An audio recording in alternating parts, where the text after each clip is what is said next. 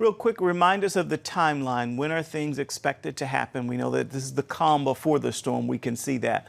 What's supposed to happen? Yeah, the scary thing about this storm is that it's going to hit overnight tonight.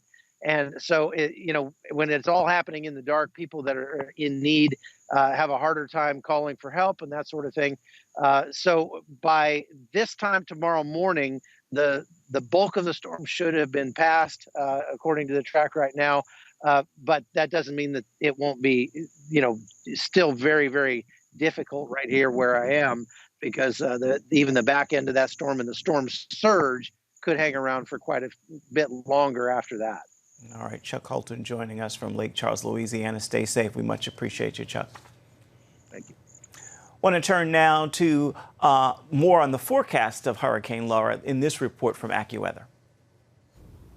Hurricane Laura continues to move through the Gulf of Mexico, now categorized as a Category 2 storm. Winds sustained with the storm at around 110 miles per hour, moving northwest at 15 miles per hour. You can see here it has a bit of an eye that's going to continue to press northwest into the Texas-Louisiana borderline. It is in a prime environment to continue to strengthen. Yes, we'll see this storm make its way to a Category 3 by the time we head into later today, or even potentially into those overnight hours as it approaches landfall. That's because the Gulf waters are warm, less dry air, and no wind shear to tear it apart. So as you take a look at your track here, we're going to continue to maintain that strength and in fact gain some by Wednesday night as a Category 3, potentially making landfall late tonight into the overnight hours, somewhere in between Texas and Louisiana, then continue to pull further inland, bringing some more of that tropical moisture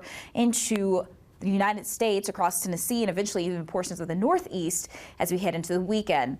I do want to point out our Accuweather Real Impact Scale, which is a scale from below 0 to 5. And this really gives us not only the winds of the storm, but how it's going to impact us economically. So we are looking at significant flooding and some major coastal inundation. And right now we're on a 3 with our Accuweather Real Impact Scale, with the greatest threats being once again at that landfall zone and the darker shade of orange here. We are going to continue to see the risk for some tornadoes as well with this storm system. But the hurricane force winds as you head into Kirbyville, Lake Charles, and Beaumont will also be pretty significant. Rainfall 4 to 8 inches in some spots across Louisiana, leading into East Texas, and can also see that throughout portions of southern and even central Arkansas.